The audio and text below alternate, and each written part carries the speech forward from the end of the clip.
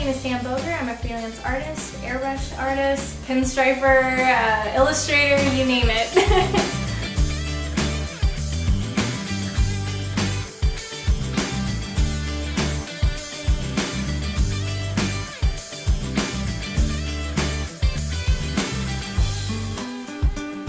What type of projects have you been able to work on? Some of the stuff that I've worked on, I do a lot of pinstriping on cars, which is a really fun outlet, but I also do a lot of illustration on canvas using an airbrush, and a lot of it's acrylic paints. One of the most recent works I've done was Dexter, and before that it was a Harry Potter piece as well.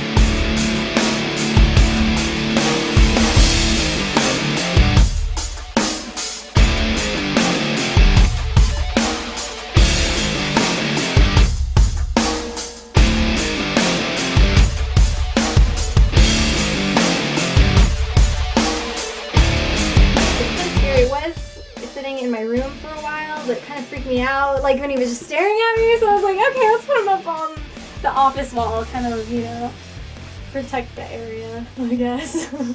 And this season is blowing my brains. It's like such a great show. So what inspired you to become an artist and get into the art industry?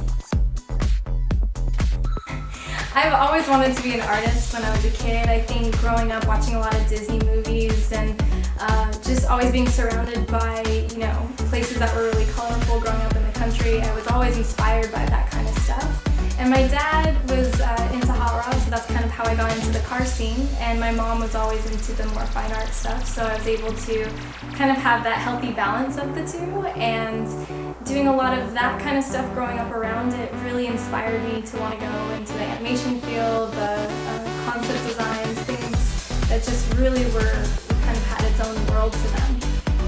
Who would be the artist that most inspires your work? Maybe a couple artists or just one? Who inspires you? There's a lot of artists that I'm really inspired by. Frank Franzetta is one of them. He had a lot of storytelling in his work, along with Norman Rockwell. I think that his paintings had a lot of character to them, and you could really relate to them as well. So we all love cartoons, Disney features especially. What's your favorite Disney animated film?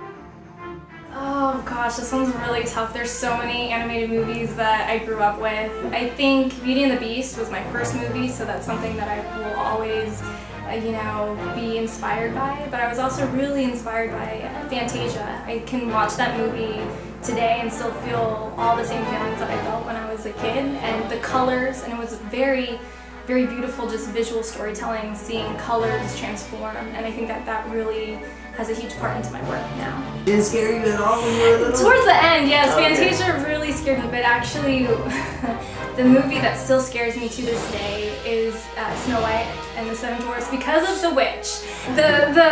When she turns all creepy, I have a really huge fear of her because when I was a kid, my parents and I were at Disneyland, and they used to have like a shop that was kind of like the witch's shop, and she was in there in a cage. And she was like animatronic, you know, kind of thing, and was like, oh, let me out, let me out. My dad was like, you know, pretending like he was gonna let her out, and I started crying.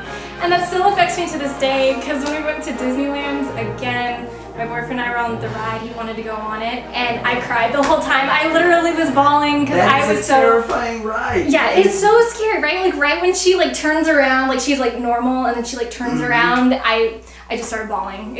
I'm still terrified of her.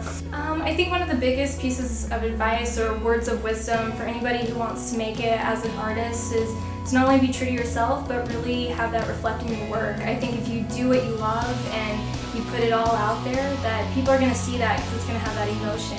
And also in your portfolio, don't be scared to be diverse. I think that sometimes the more pieces you have, it can really show that you can offer something that they're looking for.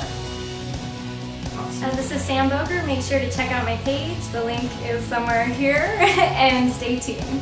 Special thank you to Sam for being our guest artist. Be sure to check out her page, click the annotation to go directly to it, and be sure to check out all the episodes, including our newest tutorial on how to draw a scar.